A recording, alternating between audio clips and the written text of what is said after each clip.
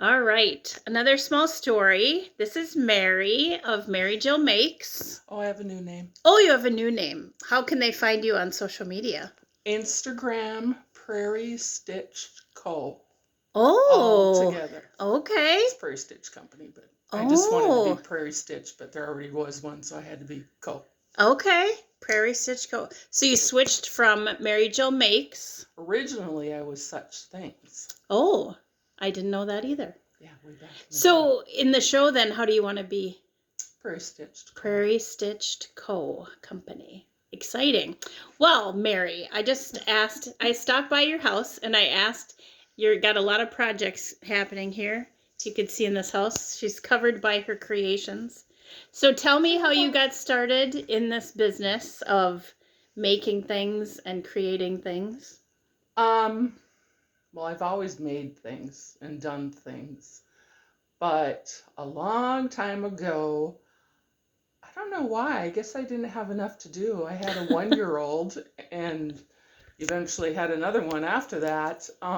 But I started when Zach was a year old, and we started doing craft shows. My mom did it with me. She did the fabric, and I made things out of wood. I painted.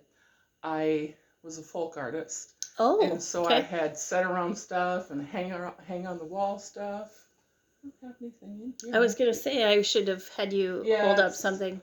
I have more Christmas stuff, and the other stuff is in other rooms. Actually, I just bought a piece that I just did at Vintage Point. Okay. You buy your own stuff? I really liked that one, and I didn't have it. So, and Mike was with me, and he's like, "That looks like something you made." And I was like standing there holding it, and it's like, well, yeah, I think I did make it. I've done that too. Yeah. Or you price it so high, hoping it doesn't sell. Well, I'm not going to sell it. It's hanging in Grandma Camp. There you upstairs. go. There you go. So you make, okay, so you started in crafts and you started with wood things. You've always done a little bit of vintage reselling too, right?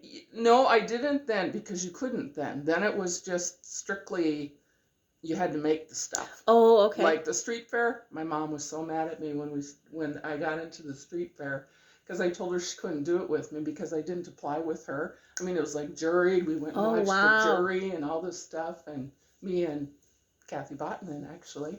Okay. And it's in the bag. That's her business. Well, that's not what she was then. She was 3 C's then. She made applique sweatshirts and tote bags and things like that. But anyway, so then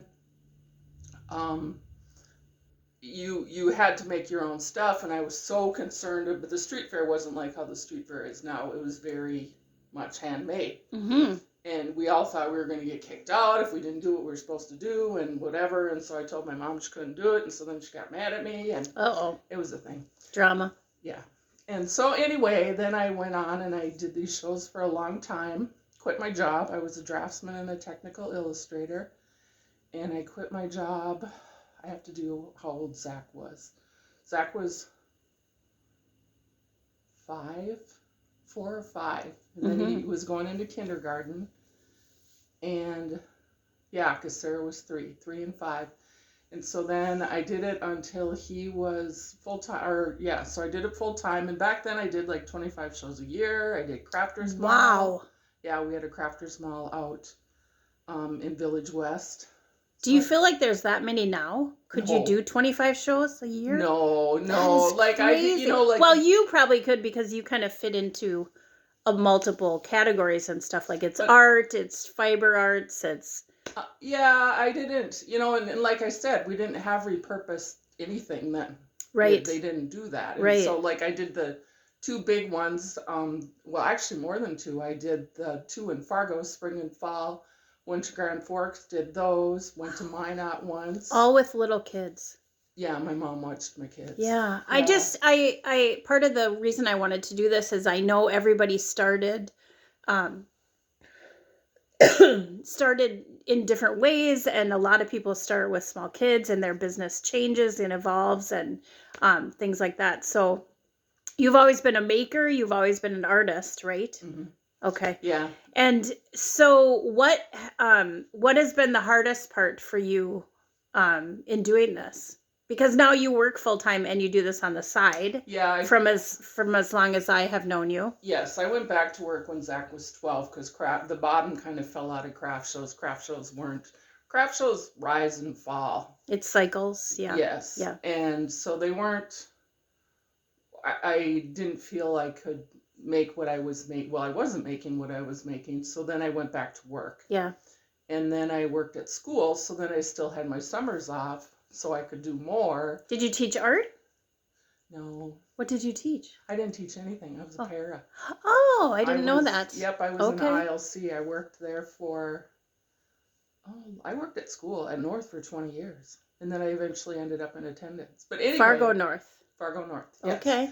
So anyway, when Zach was 12, I just quit craft shows. I didn't do anything until my kids were out of school. Did you miss it? Creating?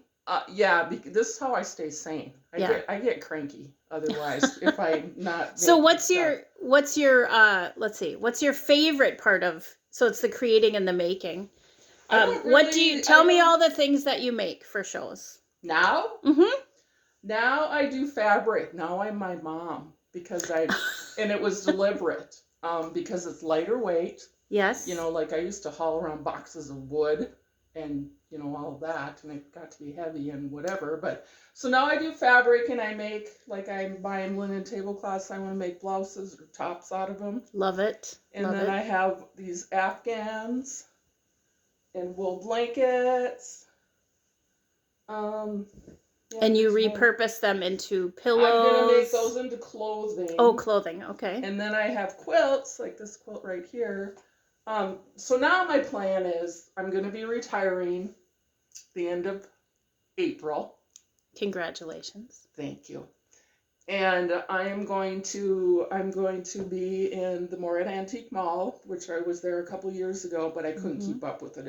It's working full time and doing this. I can't do it all. Yeah. So but now this is your happy place, and you're going to have a booth at a antique mall. Yes, and Okay. I'm still going to do shows for a couple of years because eventually I wanted to put my clothes on Etsy, and I'm going to start with that, but I have to wait for Etsy to get rolling with the clothing. And then I'm still going to do, gosh, I just don't even have anything here. I'm still going to make things for the antique mall. Do you want to run and get it?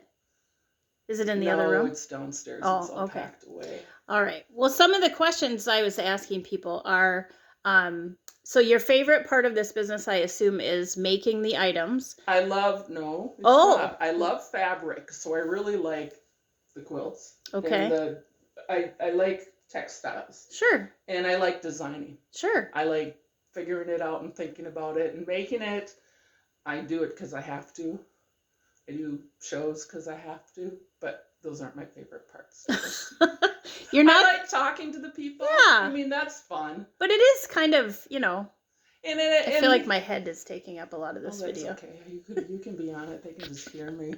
I'll just be this voice from the corner. From beyond. Yes. Yeah, I mean, I like, there's some notoriety with it a little bit. Well, back in the day, I was like the girl. Yeah. One of the girls. Yeah. And people came from, people do now too. They come from